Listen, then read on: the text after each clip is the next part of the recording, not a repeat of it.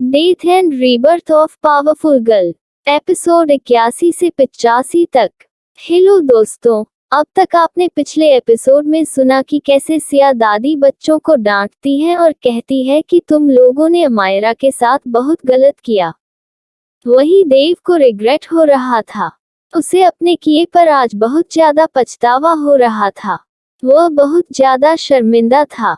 धीरे धीरे कर उसके आंखों के सामने सारी हकीकत आ रही थी।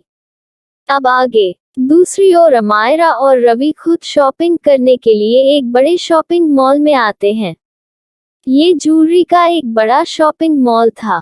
यहाँ पे एक से बढ़कर एक कीमती ज्वेलरी मिलती थी। अमायरा जो पिछले जन्म में ज्वेलरी डिजाइनर थी, उसे अभी यहाँ की सिचुएशन का जायजा लेना था, जिस वजह से वह यहाँ आई थी। वह देखना चाहती थी कि इस टाइम पर कैसी कैसी ज्वेलरी मार्केट में उपलब्ध है और वह इसे कितना बेहतरीन बना सकती है।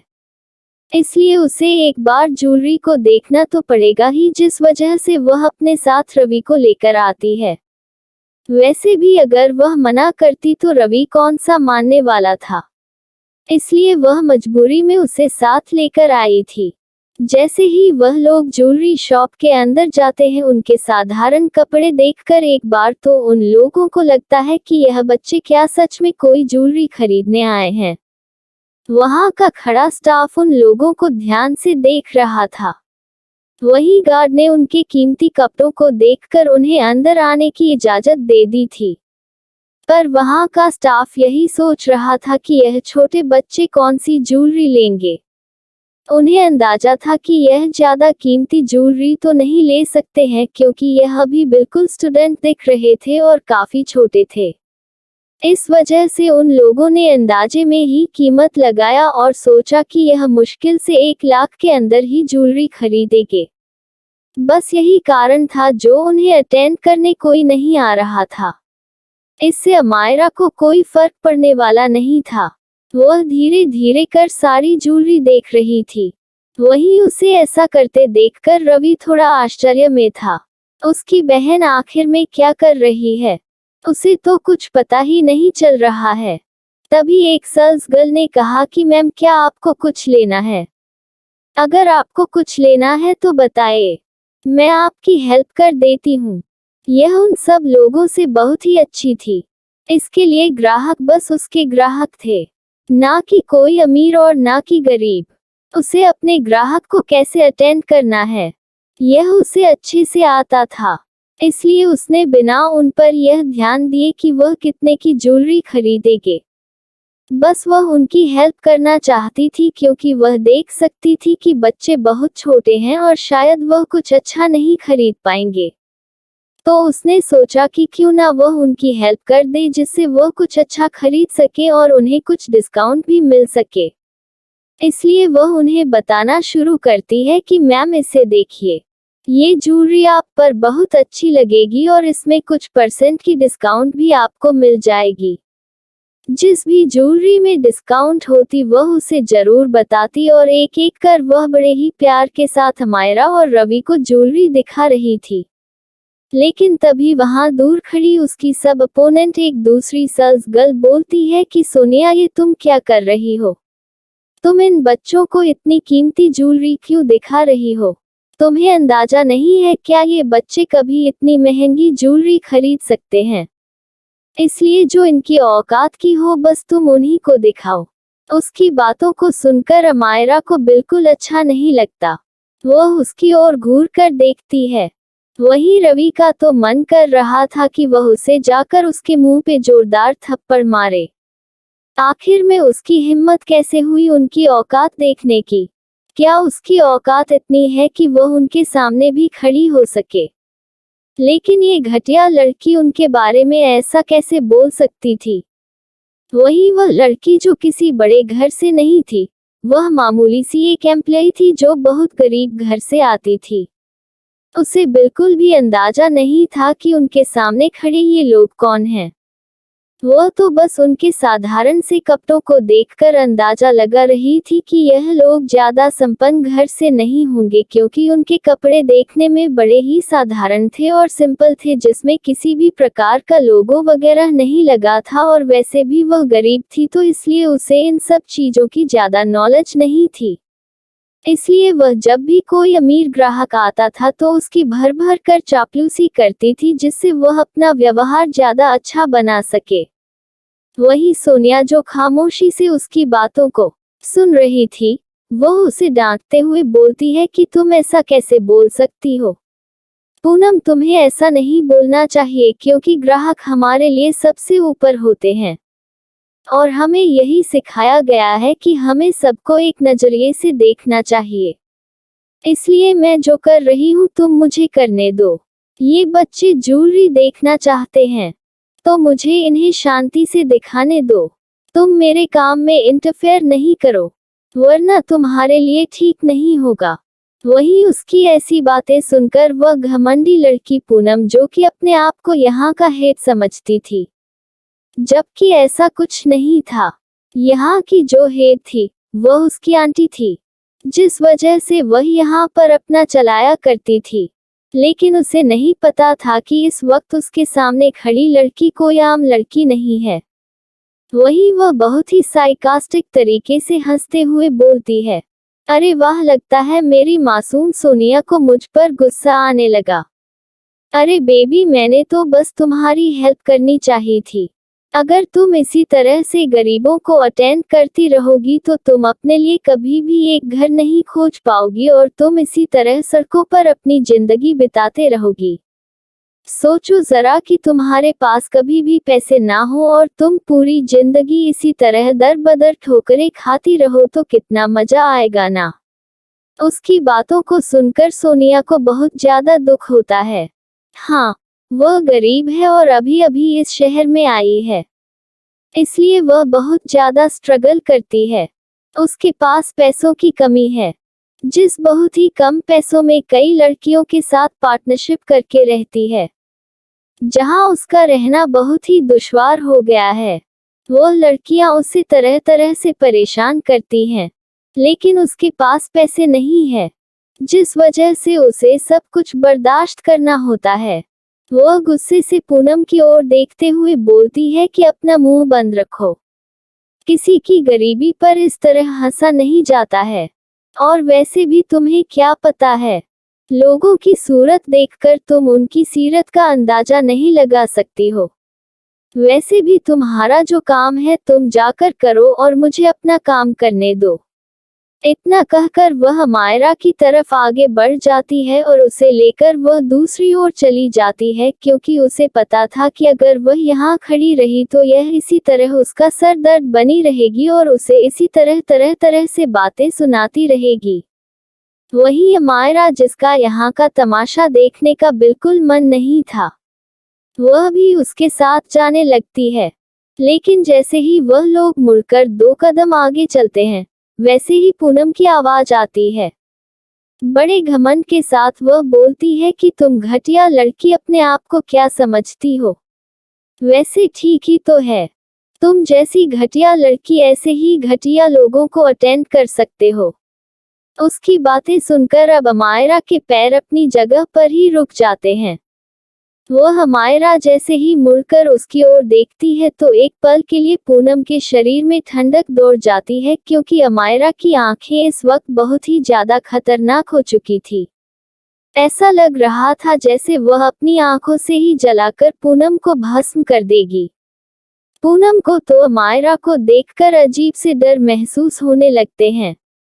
उसे अंदाजा नहीं था कि इतनी छोटी सी लड़की का इतना खतरनाक रूप भी हो सकता है, लेकिन वह अब भी बिल्कुल उसी तरह वहां खड़ी थी और खुद को संभालते हुए बोलती है, लड़की तू इस तरह मुझे क्यों घूर रही है? जाकर अपना काम कर, वैसे भी तेरी औकात नहीं है कि तू मुझे इस तरह से देख सके। उसकी बातों को सुनकर रवि अपना गुस्सा नहीं संभाल पाता है। वह तुरंत 2 कदम आगे बढ़कर उसके पास जाता है और कहता है कि अगर तुम एक लड़की ना होती तो मैं तुम्हें एक अच्छा सबक सिखाता। वैसे तुम एक घटिया, नीच और कुतिया किस्म की इंसान मुझे लग रही हो, जो पैसों के आगे पीछे भौंकती और घूमती रहती हो। उसकी बातों को सुनकर पूनम लगभग गुस्से से चिल्लाते हुए कहती है कि तुम क्या बोल रहे हो? तुम्हारी हिम्मत कैसे हुई मुझसे ऐसी बातें करने की? अब वहां पर आसपास काफी लोग इकट्ठा होने लगे थे। उन लोगों की बातें सबके कानों तक जा रही थी, जिस वजह से वहां थोड़ी भीड़ इकट्ठा होने लगी थी। उसकी बातों को सुनकर रवि हंसते हुए बोलता है कि तुम एक घटिया औरत हो। तुम्हें तो ये भी नहीं पता है कि तुम्हारे सामने खड़ा इंसान कौन है और कैसा है, और तुम उसके लिए अपनी राय देने लगी। क्या हो अगर तुम्हारे मुंह से तुम्हारी जीभ को ही अलग कर दी जाए?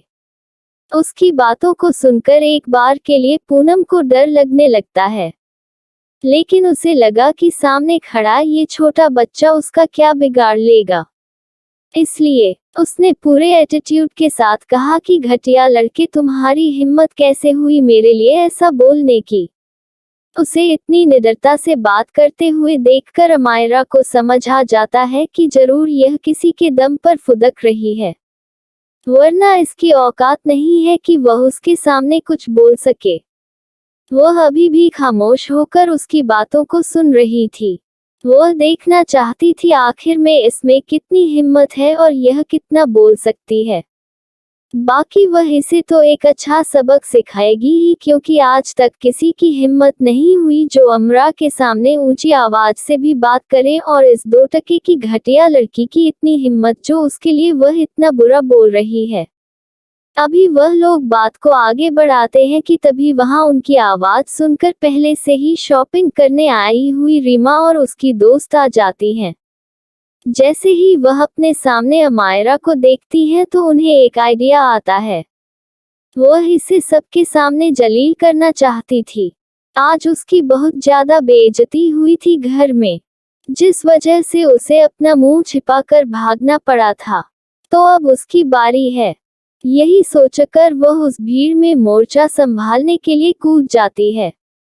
यार, इससे ज्यादा बेवकूफ तो मुझे कोई नहीं दिखता। इसका हाल तो वही है कि आबेल मुझे मार। यानी शांति से खड़ी थी तो इससे बर्दाश्त नहीं हो रहा था, ये भी लड़ाई में कूद गई। तो चलिए देखते हैं आगे कि इसके साथ अब क्या होता है। वह जैसे ही अमायरा को देखती है तो मुंह बनाते हुए बोलती है, अरे तुम यहाँ क्या कर रही हो? मुझे लगा था कि तुम इस वक्त घर पर होगी, और वैसे भी अगर तुम्हारे पास पैसे नहीं है तो तुम मुझसे बोल दो, मैं तुम्हें यहाँ से कुछ चीजें खरीदवा देती हूँ। इतना लड़ने की क्या जरूरत है? यहाँ पर इस तरह से तमाशा बनाकर क्यों हमारी इज्जत को बेइज्जत करने में तुली हो? उसकी बातों को सुनकर अमायरा की भी चढ़ जाती है और वह बोलती है कि ऐसा बोलने वाली तुम कौन होती हो, और क्या मैं तुम्हें पहचानती हूँ? उसकी बातों को सुनकर एक पल के लिए रीमा को थोड़ा सा असहज महसूस होता है, लेकिन वह मुंह बनाते हुए बोलती है, अरे सिस्टर, तुम इस तरह से मेरे से क्यों बात कर रही हो? मुझे लगता है कि तुम सुबह की बातों से नाराज हो। वैसे भी मैंने गलती तो मान ली थी और माफी भी मांग ली थी, इसलिए तुम्हें नहीं लगता है कि इतना कठोर दिल होना चाहिए? अगर मैंने माफी मांग ली है तो इतनी कठोर भी ना बनो और मुझे माफ कर दो। इतना कहकर वह अपनी आंखों में आंसू भर लेती है, जो उसका पुराना पैतरा था। वहीं उसकी दोनों सहेलियां, जो पहले से ही अमायरा को जानती थी और उन्हें बस यही पता था कि यह उनके घर में एक गोदली हुई बेटी है जो अभी अभी आई है, इस वजह से वह उसकी बिल्कुल इज्जत नहीं करते थे। इन दोनों का नाम सीमा और कंचन था। ये दोनों रीमा की अच्छी दोस्त थी, हमेशा उसके काले कारनामों में पार्टिसिपेट करती थी और उसके किए धरे को छुपाने में भी बहुत ही ज्यादा माहिर थी। वही वह लोग भी आगे बढ़कर बोलती हैं कि हाँ मायरा, तुम तो बहुत ही ज्यादा क्रूर हार्टेड हो। तुम्हारी बहन कितनी प्यारी है, उसने तुमसे कितनी बार माफी मांगी। तभी अमायरा अपनी आंखें घूरते हुए उसकी ओर देखने लगती है और कहती है, माइंड योर लैंग्वेज। तुम कैसे इस घटिया लड़की को मेरी बहन बोल सकती हो? यह मेरी कोई बहन नहीं है, ना ही इसके साथ मेरा कोई रिश्ता है। तो वह लोग बोलते हैं कि हाँ, हम मानते हैं कि तुम्हारा इससे कोई रिश्ता नहीं है, लेकिन इन लोगों ने तुम्हें आसरा दिया और रहने को घर दिया और तुम इन्हीं लोगों का मजाक उड़ाने में लगी हो। उसकी बातों को सुनकर अमायरा की भेद सिकुड़ जाती है। इस घटिया लड़की के कहने का क्या मतलब है? ये लोग मुझे आसरा देंगे और सहारा देंगे। अरे जिसके खाने का खुद ही कोई ठिकाना नहीं है, वह क्या मुझे आसरा देगा? लेकिन वह कुछ बोलती नहीं है और उसे अपनी आंखें तिरछी कर देखने लगती है। ऐसे लग रहा था मानो वह उसके मन की बातों को पढ़ना चाहती थी। वहीं रीमा एक अच्छा मौका देखकर बोलती है कि देखो, तुम्हें इस तरह से बात बढ़ाने की कोई जरूरत नहीं है। चलो मैं तुम्हारे लिए पेमेंट कर देती हूँ। तो वही रवि हंसते हुए बोलता है, क्या कहा तुमने? तुम एक भिखारी हमारी पेमेंट करोगी?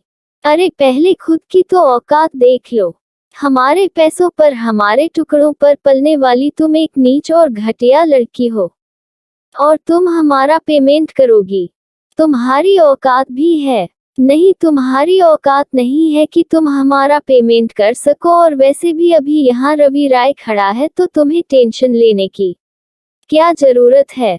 क्या तुम्हें नहीं पता है कि मेरे यहाँ रहते हुए मेरी बहन को कोई प्रॉब्लम नहीं हो सकती है? और वैसे भी तुम 2 टके की लड़की, पहले जाकर अपना पेमेंट तो कर लो, फिर तुम हमारा पेमेंट करना। आज तक हमारे पैसों पर बहुत ऐश कर रही थी ना, अब सारा दिमाग ठिकाने आ जाएगा। उसकी बातों को सुनकर रीमा को कुछ समझ नहीं आता कि वह क्या कह रहा था, क्योंकि रीमा को बिल्कुल नहीं पता था कि उसका कार्ड पूरब ने ब्लॉक कर दिया है। उसे इस बारे में बिल्कुल भी पता नहीं था, वरना वह यहाँ आने की बिल्कुल भी जहमत ना उठाती। वहीं उसकी बातों को सुनकर उसकी दोनों दोस्त सीमा और कंचन गुस्से से बोलती है कि तुम इस तरह से कैसे बात कर सकते हो? आखिर में ये तुम्हारी बहन है। वहीं रवि उन दोनों को अपनी आंखें घूरते हुए देखता है। ऐसे लग रहा था मानो वह उनका खून कर देगा। अगर उन लोगों ने एक बार भी इस घटिया लड़की को उसकी बहन कहकर बुलाया तो वह गुस्से से चिल्लाते हुए बोलता है कि घटिया लड़की, तुम्हारी हिम्मत कैसे हुई इस घटिया कीचड़ को मेरी बहन कहने की? ये पता नहीं किसकी नाजायज औलाद है, इसे तुम मेरी बहन कहकर कैसे बुला सकती हो? वहीं उसकी बातों को सुनकर रीमा को बहुत ज्यादा गुस्सा आता है, क्योंकि वहां पर बहुत सारे लोग अब तक में उनकी बातों को सुनकर इकट्ठा हो चुके थे, जिस वजह से रीमा की बहुत बेइज्जती हो रही थी। वह गुस्से में बोलती है, रवि अपनी जबान संभाल कर बात करो। तुम इस तरह से कैसे बात कर सकते हो? मैं तुम्हारी शिकायत अंकल से करूंगी और देखना वह तुम्हारा क्या हाल करेंगे।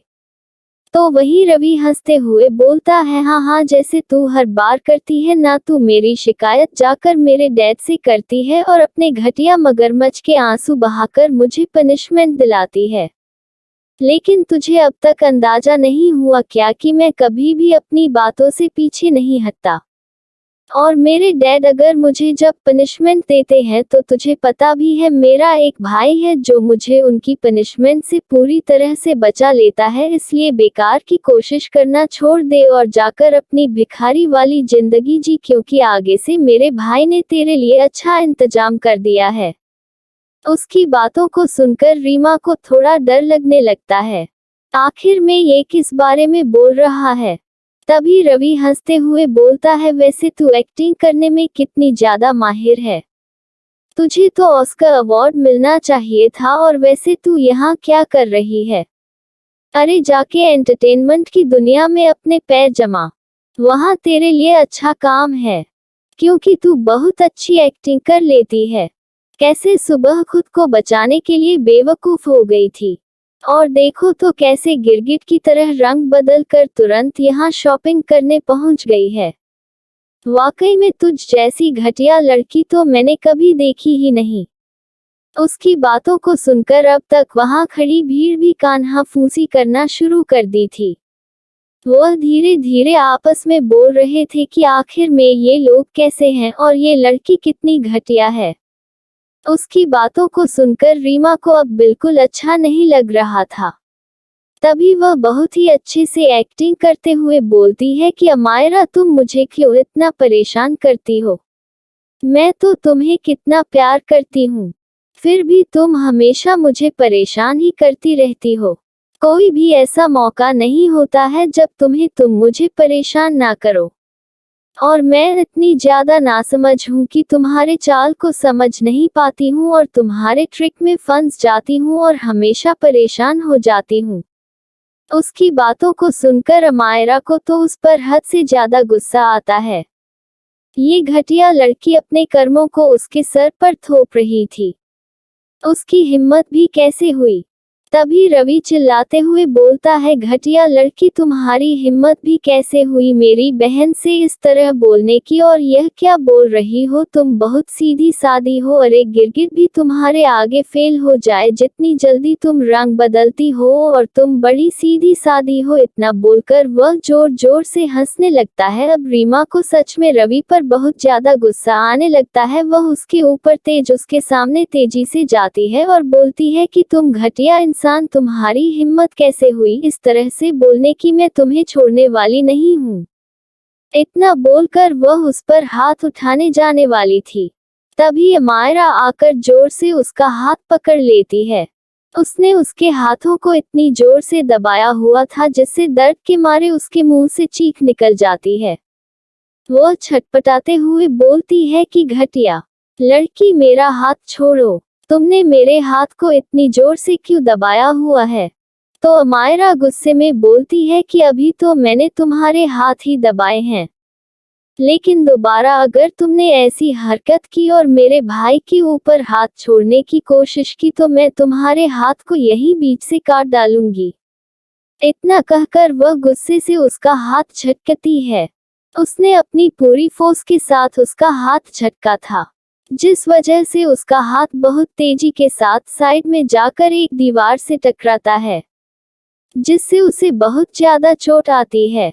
लेकिन वह चोट बाहर से दिख नहीं रही थी, लेकिन अंदर से उसमें बहुत ज्यादा दर्द हो रहा था, जिससे वह अपना हाथ पकड़कर जोर से रोने लगती है और बोलती है कि तुम घटिया लड़की, तुमने मुझे मारा, मैं तुम्हारी कंप्लेंट करूंगी, मैं तुम्हें छोड़ने वाली नहीं हूँ। तो अमायरा गुस्से में बोलती है कि अभी तो मैंने मारा ही है, लेकिन याद रखना आगे से तुमने ऐसा किया तो जिस तरह मैं अभी तुम्हें फूलों की तरह छू रही हूँ, उस तरह से छूंगी नहीं, बल्कि तुम्हारे जिस्म से तुम्हारे हाथ पैर को काटकर अलग कर दूंगी। और तुम्हारी ये लंबी जबान जो किसी कुत्ते की तरह चलती है, दिन भर भौंकती रहती हो, उसे काटकर तुम्हारे मुंह से अलग कर दूंगी।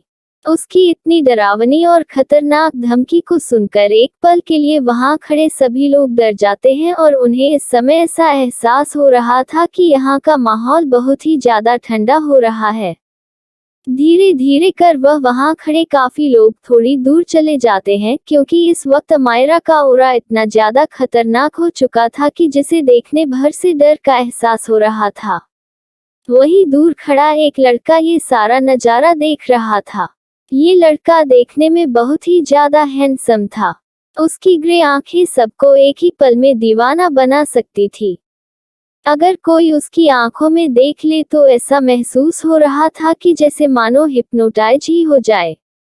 उसकी नजरें बस अमायरा पर ही टिकी थी।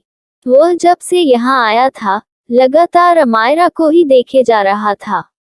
वह देखने में ही इतनी ज्यादा खूबसूरत और प्यारी लगती थी कि कोई एक बार देखे तो बस देखता ही रह जाए। यही हाल उस लड़के का भी था। वह लड़का देखने में काफी ज्यादा हैंडसम था। कद उसका लगभग 6 फीट 2 इंच का था और चेहरा तो बिल्कुल किसी गॉड ग्रीक की तरह था। ऐसे लग रहा था मानो कामदेव का अवतार हो। देखने में वह बहुत ही गोरा था। उसके बाल भी हल्के भूरे थे जो उसके इस शरीर पर बहुत ही ज्यादा जच रहे थे। उसकी आंखें ग्रे कलर की थी और बहुत ही ज्यादा खूबसूरत थी। हल्की बियर्ड उसके गालों पर बहुत ही ज्यादा जच रही थी। वह देखने में पूरा कामदेव लग रहा था। अगर कोई लड़की उसे देख ले तो पलकें झपकाना ही भूल जाए।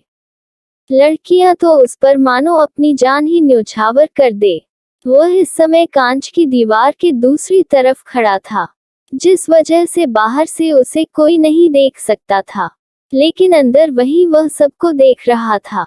उसे बिल्कुल भी अंदाजा नहीं था कि उसके सामने खड़ी यह छोटी सी लड़की, जिसे देखने मात्र से सबको डर का एहसास हो रहा है, वह कैसी है।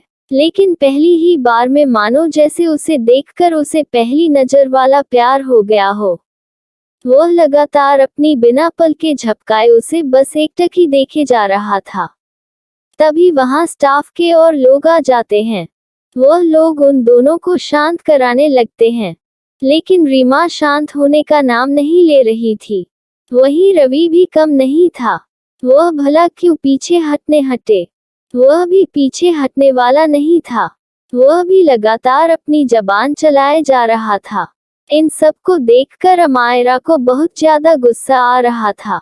वह यहाँ शांति से क्या करने आई थी और यहाँ क्या हो रहा है। उसे अगर अंदाजा होता कि यह घटिया लड़की भी यहाँ आई हुई है तो वह बिल्कुल भी यहाँ नहीं आती। सारे मूड का सत्यानाश हो चुका था, लेकिन अब जब सब कुछ खराब हो गया है तो वह उसे एक अच्छा सबक तो सिखा ही सकती है। आज सुबह रीमा के जाने के बाद क्या हुआ था उसे अच्छे से याद था। उसके भाई ने उसके सभी कार्ड को ब्लॉक कर दिया था, तो वह अब उसे एक अच्छा सबक सिखा सकती थी। इसलिए वह बोलती है, इस तरह भाई से लड़ने की तुम्हें जरूरत नहीं है। तुम अपना जो काम करने आई हो वह करो, और औकात नहीं है तो यहाँ से बाहर चली जाओ। अगर तुम्हें कुछ लेना नहीं है तो इस तरह यहाँ तमाशा बनाने की जरूरत नहीं है। और यह क्या बकवास करे जा रही हो, बिना मतलब के लड़ाई कर रही हो। उसकी बातों को सुनकर रीमा को गुस्सा आ जाता है। वह गुस्से में बोलती है कि मैं बकवास कर रही हूँ? वाह क्या बात है। एक तो मैं तुम्हारी हेल्प करना चाहती थी, जिस वजह से मैं यहाँ तुम्हारी हेल्प करने के लिए आई थी, और तुम उल्टा मुझे फिर ताने मार रही हो। वहीं उसकी दोनों साइड खड़ी उसकी दोनों दोस्त सीमा और कंचन बोलती हैं, वाकई में अमायरा, हमें लगा नहीं था कि तुम्हारी सोच इतनी घटिया है। वह कितनी अच्छी लड़की है, वह तुम्हारी मदद करना चाहती थी, लेकिन तुम तो किसी लायक नहीं हो, और सच में तुम्हारी मदद करना ही नहीं चाहिए। आगे से तुम कभी कहीं भी परेशानी में फंसी रहोगी तो मैं मेक श्योर करूंगी कि रीमा तुम्हारी मदद ना करे, क्योंकि तुम निहायत ही घटिया हो। उसकी बातों को सुनकर अमारा को बहुत ज्यादा गुस्सा आता है। वह बोलती है कि घटिया लड़की, तुम बार बार किस तरीके से मुझसे बात कर रही हो? क्या तुम्हारी औकात भी है बात करने की? वही कंचन बड़े ही एटीट्यूड के साथ बोलती है कि मेरी औकात इतनी है कि तुम मेरे सामने खड़ी भी नहीं हो सकती हो। तुम हो ही क्या? आखिर में कचरे से उठाई गई एक लड़की हो, जिसे उठाकर रीमा के घर वालों ने अपने सर पर बैठा लिया है। इसीलिए तुम इस तरह की हरकत कर रही हो, और तुम्हें पता नहीं है मेरे पापा कितने बड़े बिजनेसमैन हैं। मैं 1 मिनट में ही चाहूँ तो तुम्हें यहाँ से गायब करवा सकती हूँ। उसकी बातों को सुनकर अमायरा को हंसी आ रही थी। आखिर में इसके पापा हैं कौन? इसकी दूर दूर तक कोई पहचान नहीं है।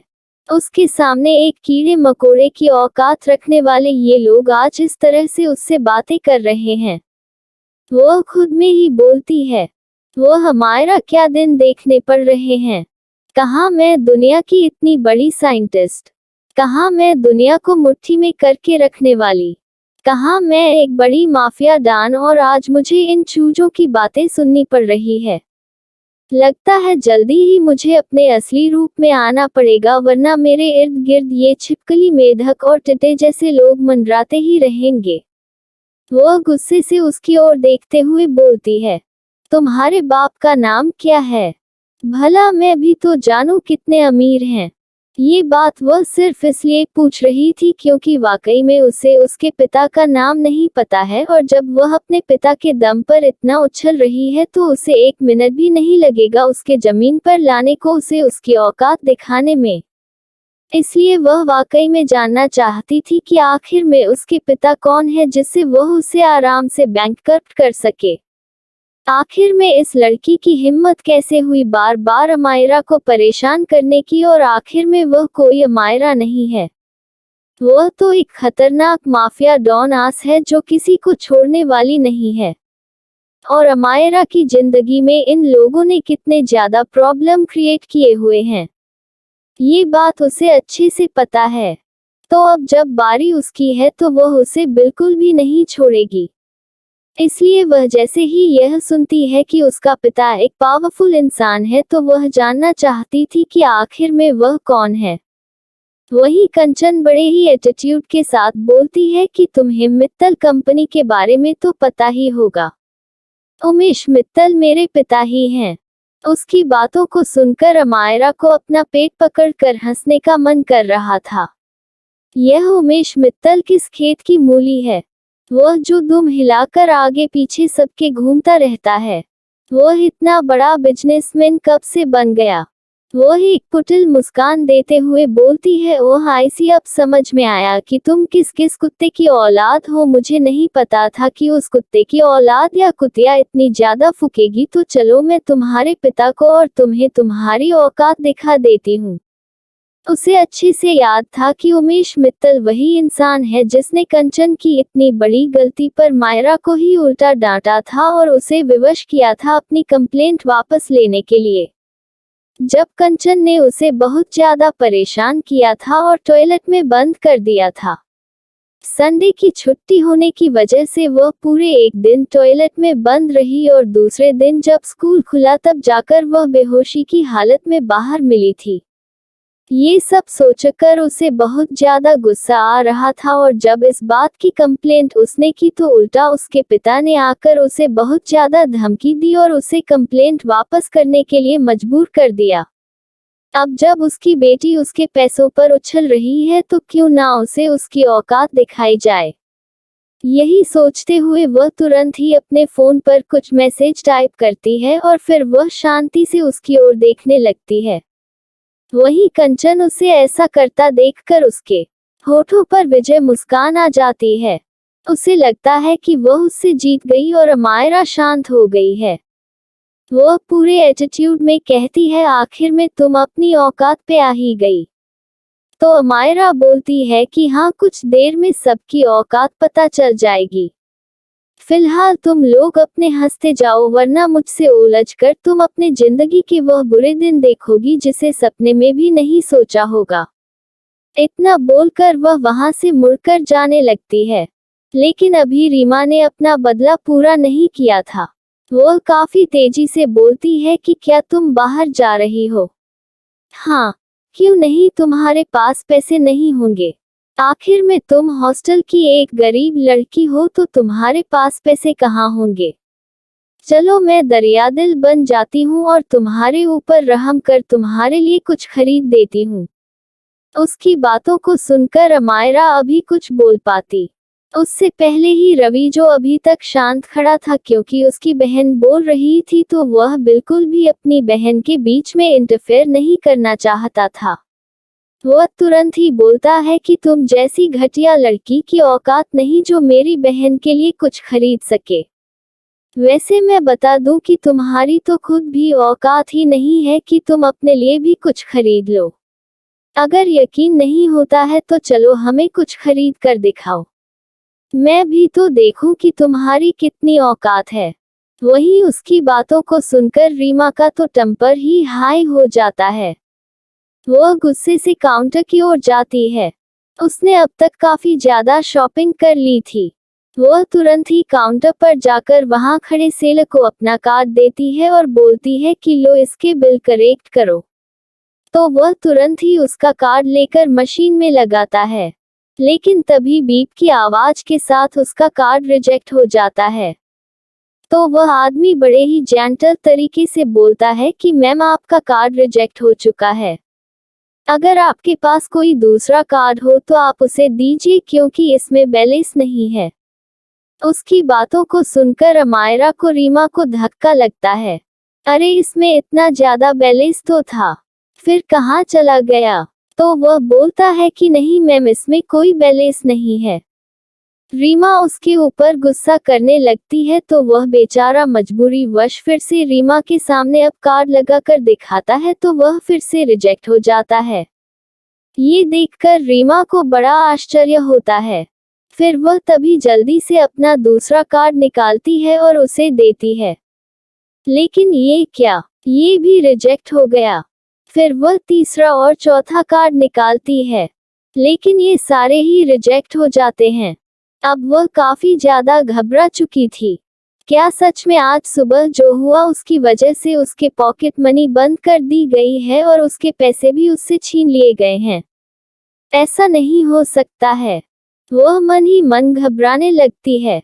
तभी रवि उसकी ओर देखकर जोर जोर से हंसने लगता है। उसकी हंसी इस समय रीमा के दिल में चुभ रही थी। उसे ऐसा लग रहा था मानो कोई उसके कान में पिघला हुआ शीशा डाल रहा हो। वह गुस्से से चिड़चिड़ाते हुए रवि की ओर देखती है और कहती है कि घटिया इंसान, तुम हंस क्यों रहे हो? तो वह जोर जोर से हंसते हुए बोलता है कि घटिया लड़की, तुझे अभी तक समझ में नहीं आया? भाई ने तेरा कार्ड बंद कर दिया है। हाँ, तुझे पता कैसे चलता? तू तो सुबह ही नौटंकी करके वहां से भाग आई थी। लेकिन तेरी माँ को सब कुछ पता है। क्या उसने तुझे नहीं बताया? वैसे भी वह एक रखेल है तो उसे क्या ही फर्क पड़ता है। वह किसी दूसरे को फंसा लेगी और उससे कार्ड लेकर आ जाएगी। उसकी बातें बहुत ही ज्यादा अपमानजनक थी, जिसे सुनकर रीमा का पूरा शरीर गुस्से से जला जा रहा था। वहीं रवि एक भी मिनट के लिए पीछे नहीं हट रहा था। वहीं अब रीमा के गुस्से का कोई ठिकाना नहीं रहता। वह तेजी से रवि की ओर बढ़ती है और अपना हाथ उठाती है, इससे पहले कि वह उसे थप्पड़ मार पाती।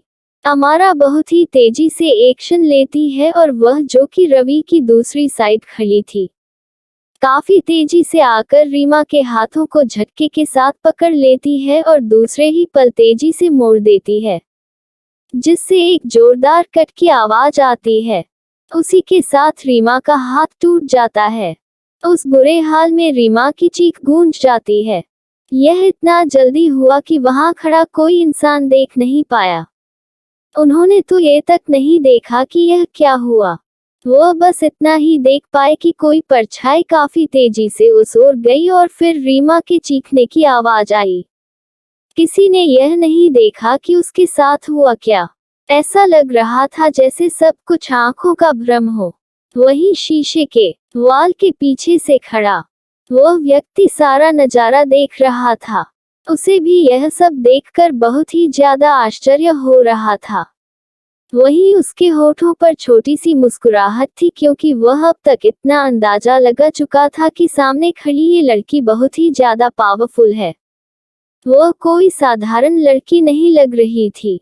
वैसे भी उसका श्याम बहुत ही ज्यादा था। कोई भी देखकर बस उसे देखता ही रह जाए। अगर उसे इस तरह इस लड़की को पूरी जिंदगी भी देखना पड़ा तो शायद उसे बिल्कुल भी थकान नहीं महसूस होगी। पता नहीं आज उस इंसान को क्या हो गया था।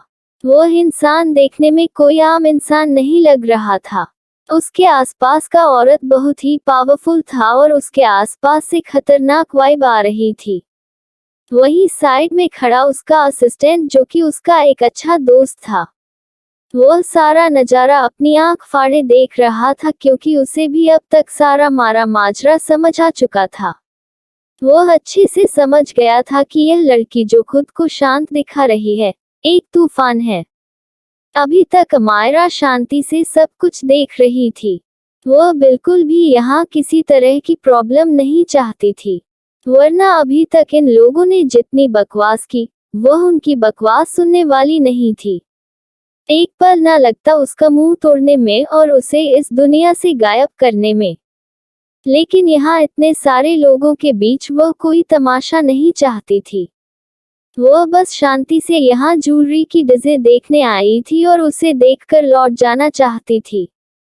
वहीं रवि तो ये सब देखकर बहुत ज्यादा खुश हो जाता है और वह खुशी के मारे अपनी जगह पर उछलने लगता है और जोर जोर से बोलने लगता है, वाओ सिस्टर, क्या बात है। मुझे नहीं पता था कि तुम इतनी ज्यादा ताकतवर हो। वैसे तुम इन दोनों को भी सबक सिखाओ। वही उसकी बातों को सुनकर कंचन और सीमा तो डर से कांप जाती है, क्योंकि वह रीमा का हाल देख रही थी। वह किस तरह से दर्द से तड़प रही थी। कोई भी उसकी हेल्प नहीं कर रहा था। वही वह सेल्स गर्ल जो इन लोगों के साथ अभी तक बदतमीजी से पेश आ रही थी। उसके तो गले से थूक ही नीचे नहीं उतर रही थी। मानो ऐसा लग रहा था जैसे उसकी सांसें अटक गई हो। उसने नहीं सोचा था कि यह लड़की इतनी ज्यादा खतरनाक हो सकती है। वही चारों तरफ अब शांति पसर चुकी थी। बस वहां रीमा के रोने की आवाज आ रही थी। तभी वहां पर किसी के फोन की घंटी सुनाई बजती है। फोन लगातार बजे जा रहा था। ये और किसी का नहीं, कंचन का फोन था। जैसे ही कंचन अपने होश में आती है, वो तुरंत ही अपना फोन रिसीव करती है। लेकिन दूसरे तरफ की बात सुनकर उसके पैरों तले जमीन खिसक जाती है। वह जोर से चिल्लाती है, नहीं नहीं, ऐसा नहीं हो सकता है। यह क्या हो गया? ऐसा नहीं हो सकता है। तभी दूसरी तरफ से आवाज आती है कि घटिया लड़की, तूने किसे ऑफेंड कर दिया है, जिस वजह से आज मैं सड़क पर आ गया हूँ। तू मेरे लिए मर गई है। तू कभी लौटकर घर मत आना। मैं तेरा मुंह नहीं देखना चाहता। ये और कोई नहीं। दूसरी तरफ पर फोन पे बात करने वाला इंसान कंचन का पिता था, जो पैसों के लिए हमेशा ही पागल रहता था। और अब जब उसे पता चला कि उसकी बेटी के कारनामे ऐसे हैं जिस वजह से उसे बैंकरप्ट कर दिया गया है, तो वह अपना होश नहीं संभाल पाया और तुरंत ही अपनी बेटी को फोन लगाकर उसे डांटना शुरू कर देता है। वही जैसे ही कंचन ये सुनती है तो उसके पैरों तले जमीन खिसक जाती है। वह डरी हुई नजरों से अमायरा की ओर देखती है। उसे पता चल चुका था कि यह सारा किया धरा इसी लड़की का होगा, क्योंकि अभी तक तो वह सिर्फ इसी को नाराज किया है। बाकी वह सुबह से अभी किसी से मिली ही नहीं। तो क्या यह इतनी ज्यादा पावरफुल है? क्या यह इतनी ज्यादा अमीर है कि एक ही पल में उसे सड़क पर ला सकती है? ये सोचते ही उसके शरीर में डर की एक लहर दौड़ जाती है। वही उसके पिता बोलते हैं, तुरंत मेरे आंखों के सामने आ, वरना मैं तुझे जिंदा जला डालूंगा। आज तू मेरे गुस्से से नहीं बच सकती है। वही उसकी बातों को सुनकर अब कंचन की रूह कांप जाती है। उसका पिता बहुत ही ज्यादा खतरनाक था। अगर बात पैसों की हो तो वह किसी का सगा नहीं था, ना ही अपनी बीवी का, ना ही अपने बच्चों का। कंचन को अब अंदर से इतना ज्यादा डर लगने लगता है कि वह जोर जोर से रोने लगती है और तुरंत ही वहां से भागकर जाने लगती है। वही उसे इस तरह से जाता देखकर सीमा को समझ नहीं आता कि इसे क्या हो गया और वह किसके साथ जाए। वह अमायरा को देखती है तो अमायरा के होठों पर एक बड़ी ही कुटिल मुस्कान थी, जिसे देखकर उसे एक बार फिर से डर महसूस होता है। वही सीमा समझ नहीं पा रही थी कि वह रीमा को हॉस्पिटल पहुंचाए या कंचन के पीछे जाए। लेकिन इस वक्त उसे यही लगा कि उसे इस वक्त रीमा के साथ होना चाहिए, क्योंकि उसका हाथ पूरी तरह से टूट गया था, जो अब धीरे धीरे कर सूज रहा था। उसके हाथों में पूरी तरह से स्वेलिंग आ रही थी, जिस वजह से उसे और ज्यादा दर्द हो रहा था। वह तुरंत ही रीमा को उठाकर अपने साथ ले जाने लगती है। वही रीमा का दर्द से बुरा हाल था। वही सारा नजारा देख रहे लोग रीमा को अफसोस भरी नजरों से देखते हैं। उन्हें अभी भी समझ नहीं आया कि इस लड़की का हाथ टूटा कैसे, क्योंकि यह काम इतनी सफाई के साथ अमायरा ने किया था कि उसे किसी ने नहीं देख पाया। वही सबके जाने के बाद अब वहां पर शांति पसर जाती है और सभी लोग अब अपने साइड चले जाते हैं, इसलिए वहां पूरी तरह से स्पेस हो जाता है। तो अमायरा भी अब शांति के साथ अब अपना काम कर सकती थी है। वह धीरे धीरे कर अब ज्वेलरी के सारे डिजाइन देखना शुरू करती है। वही अब तक जो सल्स अमायरा के लिए उल्टा सीधा बोल रही थी, वह तो डर के मारे दूर जाकर खड़ी हो जाती है। उसे अब अमायरा से बिल्कुल भी भिड़ने की जरूरत नहीं थी, क्योंकि अब तक का सारा नजारा उसने अच्छे से देखा था। वही सोनिया जो वहां खड़ी सब कुछ देख रही थी। उसके होठों पर प्यारी सी मुस्कुराहट थी। आखिर में उसे भी तो इसी तरह से परेशान किया जाता था, लेकिन वह कभी पलटकर जवाब नहीं दे पाती थी क्योंकि वह एक बहुत ही गरीब घर से आती थी। उसे इस वक्त मायरा बहुत ही प्यारी लग रही थी। वह प्यार से अमरा के पास जाती है और बोलती है कि मैम आइए, मैं आपको और भी बहुत कुछ अच्छा दिखाती हूँ। ये कहकर वह उसे लेकर आगे बढ़ जाती है। वहीं उस सेशन के बाद एक दूसरा सेशन आता है जिसमें बहुत ही ज्यादा महंगे ज्वेलरी रखे गए थे। वह ज्वेलरी इतने ज्यादा महंगे थे कि कोई साधारण इंसान उसे अफोर्ड नहीं कर सकता था। अमायरा उस ओर देखती है तो वह उससे पूछती है कि उधर क्या है, तो वह उसे बताती है कि यहाँ पर दुनिया की एक से बढ़कर एक बेहतरीन ज्वेलरी है जो सिर्फ एक ही पीस में है और इसे खास ऑर्डर पर बनाया जाता है। ये बहुत ही नायाब हीरे से बनाया जाता है जिसका मिलना बहुत ही कठिन होता है। तो अमायरा बोलती है क्या हम उसे देख सकते हैं? तो वही वह सल्स थोड़ा सा संकुचाती है क्योंकि उसे हर किसी को दिखाने का ऑर्डर नहीं था। वह सिर्फ खास लोगों को ही दिखाया जाता था जिसकी लेने की हैसियत हो और जो बिना लिए उसे ना जाए क्योंकि वह सबके लिए ओपन नहीं था। तो अमायरा उसकी हिचकिचाहट देखकर बोलती है कि फिक्र ना करो, अगर मुझे पसंद आया तो मैं उसे जरूर बाय करूंगी, जो तुम्हारे लिए भी अच्छा होगा, क्योंकि उसे पता था कि अगर वह ज्वेलरी इतनी ज्यादा कीमती है तो उसे लेने से जिस सर्च करके द्वारा उसे बेचा गया होगा उसके भी कुछ % उसे प्राप्त होंगी। तो वह उसके व्यवहार से खुश थी, इसलिए वह उसे ले सकती थी और उसके लिए कुछ हेल्प कर सकती थी। तो वह शेरशकर कहती है कि मैम थोड़ा रुकिए, मैं अपने मैनेजर से एक बार ऑर्डर ले लूं, उसके बाद ही मैं वहां जा सकती हूँ, क्योंकि उसे सभी को दिखाने का परमिशन हमें नहीं है। यहाँ तक कि हम भी उसे बिना किसी कारण के नहीं देख सकते हैं। तो अमायरा बोलती है ठीक है, तुम पूछ सकती हो। तो वह तुरंत अपने फोन से अपने मैनेजर से बात करती है। जब मैनेजर यह सुनता है तो वह सोचता है कि मना कर दे, लेकिन मैनेजर के सामने खड़ा वह लड़का जो मैनेजर के कैबिन में ही खड़ा था वह उसे बोलता है कि नहीं, उसे जाने दो।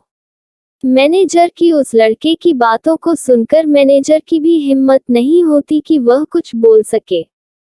वह तुरंत ही उस सेल्स गर्ल को बोलता है कि आप उसे लेकर जाए और उसे जो भी देखना हो मैडम को सब कुछ दिखाए। तो उनकी बातों को सुनकर इस सेल्स गर्ल को अच्छा लगता है। सोनिया तुरंत ही खुशी खुशी मैनेजर को थैंक यू बोलती है और फिर वह बहुत ही खुशी के साथ अमायरा को बोलती है चलिए मैडम, सर ने परमिशन दे दिया है, हम आपको सब कुछ दिखाते हैं। इतना कहकर वह शीशे के बने उस कमरे के अंदर चली जाती है। वह रूम में लगा शीशा पारदर्शी था जिससे बाहर से सब कुछ देखा जा सकता था। अमायरा एक एक कर बहुत ही बारीकी के साथ सारे चीजों को देख रही थी।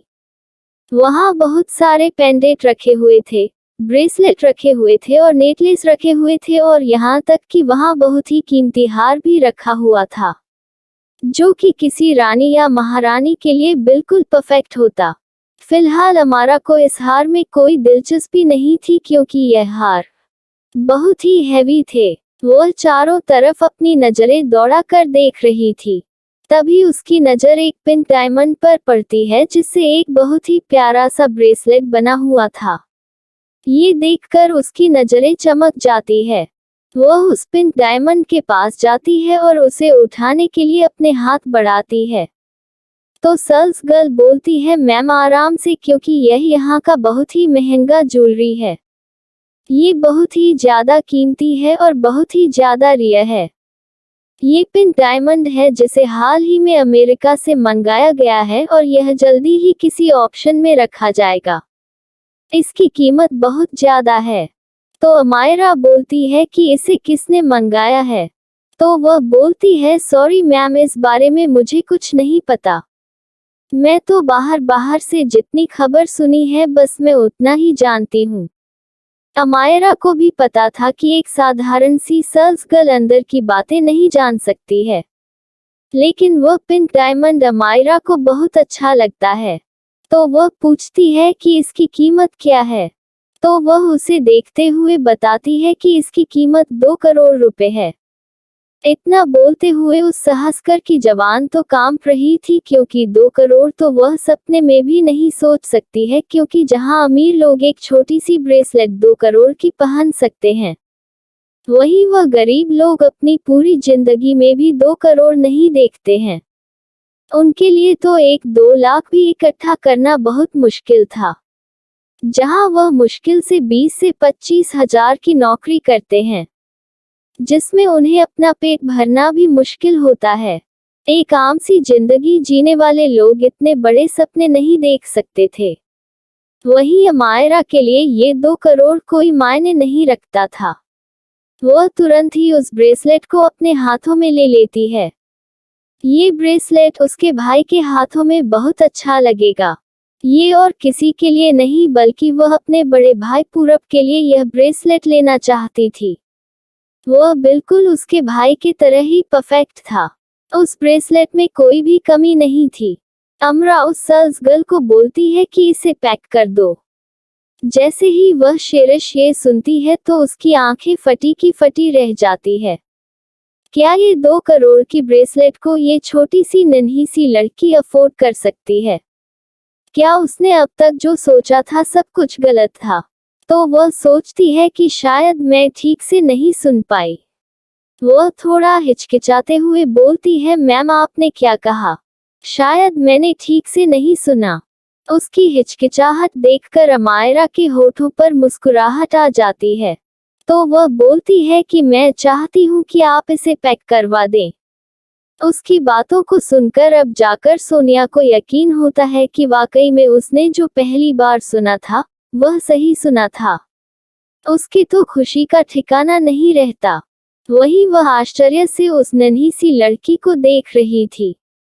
पहली नजर में ही वह लड़की सोनिया के दिल को भा गई थी, क्योंकि वह बहुत ही प्यारी लग रही थी उसे, और वैसे भी अमायरा इतनी प्यारी थी भी, और वहीं जब अब वह 2 करोड़ अमाउंट को एक ही झटके में दे सकती है, यानी यह साधारण सी दिखने वाली लड़की कोई आम लड़की नहीं है, ये बहुत ही अमीर फैमिली से होगी। ये सब सोचकर वह सेल्स घर थोड़ा और भी अदब के साथ अब उससे बात करने लगती है।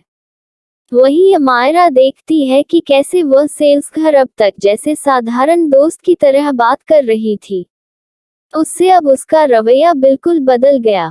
अब वह थोड़ी उससे दूरी मेंटेन करते हुए मैडम मैडम करके हर शब्द पर बोल रही थी, क्योंकि उसे पता था कि अमीर लोग अक्सर गरीब लोगों को अपने पास नहीं भटकने देना चाहते थे। वह उन्हें घिन की नजरों से देखते थे। शायद ये मैडम भी ऐसा ना करें। वैसे ही वह उन अमीर लोगों से पहले ही दूरी मेंटेन करके रखती थी, जिससे उसे उसके स्वाभिमान को ठेस ना पहुंचे। वहीं वह उसे लेकर तुरंत ही पैक करने के लिए चली जाती है। वहीं जैसे ही वह उसे पैक करके लौट रही थी, तो पहली वाली सेल्स घर पूनम उसे देखकर बोलती है कि क्या तुम्हें पता है ये कितना महंगा है? क्या वाकई में वह लड़की इसे अफोर्ड कर सकती है? तुम्हें नहीं पता है, शायद वह तुम्हारे साथ घटिया मजाक कर रही है। देखने में वह इतनी गरीब है और 2 करोड़ बहुत बड़ी रकम होती है। वह एक छोटे से ब्रेसलेट की इतनी बड़ी रकम कैसे दे सकती है?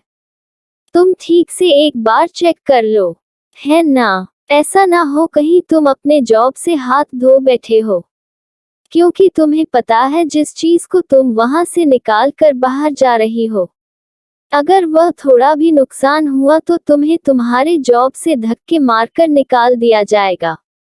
ऊपर से जो पेनल्टी लगाई जाएगी, वह अलग से। उसकी बातों को सुनकर एक बार के लिए तो सोनिया के दिल में डर बैठ जाता है कि अगर उसके ऊपर कोई चार्ज लगाया गया तो वह पूरी जिंदगी में भी उस चार्ज को पूरा नहीं कर पाएगी।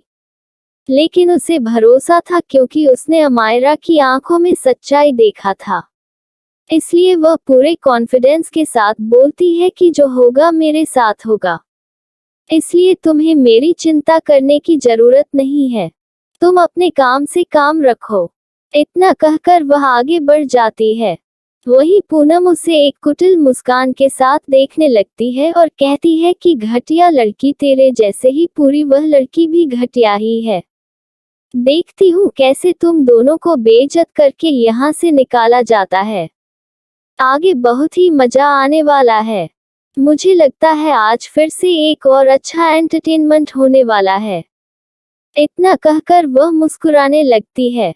वही जैसे ही वह शेषघर अमारा के पास पहुंचती है तो वह बड़े ही सम्मान के साथ उसे वह बॉक्स उसकी ओर आगे बढ़ाकर बोलती है कि मैम लीजिए, यह आपका ब्रेसलेट पैक हो गया है। आप इसका पेमेंट कैसे करना चाहेंगी? तो वह बोलती है कि यह मेरा कार्ड लो और इसमें से पेमेंट करो। तभी वह अपने पास से एक गोल्डन कार्ड निकालती है, जिसे देखकर वह शेरस तो आश्चर्य में पड़ जाती है कि इस नन्ही सी बच्ची के पास गोल्डन कार्ड भी है। अब तो उसे पूरा यकीन हो गया था कि वाकई में वह इसकी पेमेंट कर सकती है। वही जैसे ही रवि गोल्डन कार्ड देखता है तो उसे समझ नहीं आता कि उसकी बहन के पास ये गोल्डन कार्ड कहाँ से आया। उसे नहीं पता था कि उसकी बहन के पास ये कार्ड कहाँ से आया। वह बहुत ही उत्सुकता के साथ उससे पूछता है कि सिस्टर, तुम्हारे पास ये गोल्डन कार्ड कहाँ से आया? क्या तुम सच में इतनी ज्यादा अमीर हो? मुझे क्यों नहीं बताया? मुझे भी तुम्हारी तरह अमीर बनना है और इसी तरह गोल्डन कार्ड रखना है। उसकी बातों को सुनकर अमारा के होठों पर मुस्कुराहट आ जाती है। उसका भाई ले देकर पैसे के पीछे ही भागता रहता है और अब उसे अमीर बनना है और गोल्डन कार्ड रख रहा है। तो वह बोलती है कि भाई, अगर तुम्हें ये पसंद है तो तुम रख लो। मैं उसकी बातों को सुनकर रवि की तो आंखें फैल जाती है। वह हकलाते हुए बोलता है, क्या क्या कह रही हो तुम? क्या वाकई में मैं ये कार्ड रख लूं? तुम्हें पता है तुम क्या कह रही हो? तो वह बोलती है कि हाँ मुझे पता है, तुम इसे रख सकते हो। तो वह बोलता है कि अरे नहीं नहीं, मैं तो बस मजाक कर रहा था। तुम इसे अपने पास रखो, तुम्हें बहुत सी जरूरत होगी। मैं क्या करूँगा इसे अपने पास रखकर? वैसे भी अगर मुझे कुछ जरूरत होगी तो तुम्हारे पास बहुत सारे पैसे हैं, मैं तुमसे ले लूंगा। उसकी बातों को सुनकर अब अमायरा को हंसी आने लगती है। वह बोलती है कि क्या वाकई में तुम मुझसे पैसे लोगे? क्या मैं तुम्हारी छोटी बहन नहीं हूँ? तो वह थोड़ी देर के लिए स्पीचलेस हो जाता है। वह क्या बोले उसे समझ नहीं आ रहा था। वही उसे इस तरह शांत देखकर अमायरा जोर जोर से हंसने लगती है और बोलती है, भाई मैं मजाक कर रही थी कि तुम्हें इतना सीरियस होने की जरूरत नहीं है। तुम्हें कुछ भी जरूरत हो तो तुम मुझसे ले सकते हो। जो कुछ भी मेरा है वह भी आपका भी तो है। उसकी बातों को सुनकर रवि के होठों पर प्यारी सी मुस्कुराहट आ जाती है और वह मुस्कुराते हुए बोलता है, हाँ हाँ सिस्टर, मैं नहीं भूल सकता हूँ कि तुम मेरी प्यारी बहन हो और जो कुछ तुम्हारा है वह मेरा है। वैसे तुम मुझे बताओ ना कि तुम्हारे पास इतने पैसे कहाँ से आए? उस दिन तो तुमने जो पैसे जीते थे तो वह तुमने पूरे के पूरे खर्च कर दिए थे। उसका तुमने बंगला लिया था और भी बहुत से सामान लिया था, तो तुम्हारे पास इतने पैसे तो नहीं बचे थे।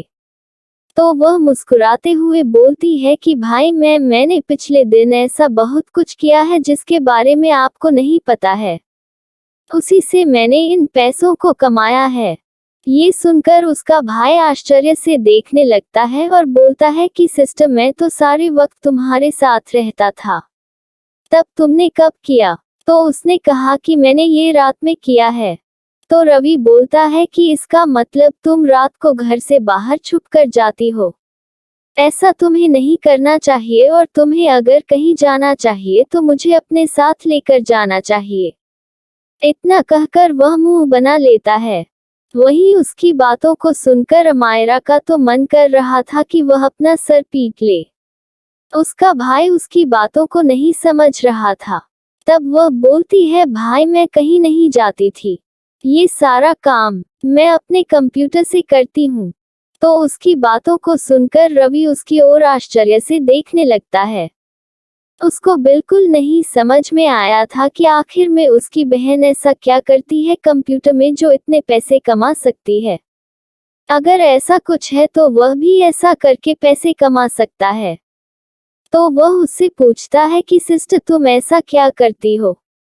तो वह बोलती है कि मैं आपको अपना एक सीक्रेट बताऊं। आप कभी किसी को नहीं बताओगे। तो वह जल्दी से अपना हाथ आगे करते हुए बोलता है कि प्रॉमिस में ये सीक्रेट कभी किसी को नहीं बताऊंगा, चाहे मेरी जान भी चली जाए। लेकिन मैं प्रॉमिस करता हूँ कि मैं किसी को नहीं बताऊंगा। लेकिन सिस्टर प्लीज तुम अपना सारा सीक्रेट मुझे बताया करो।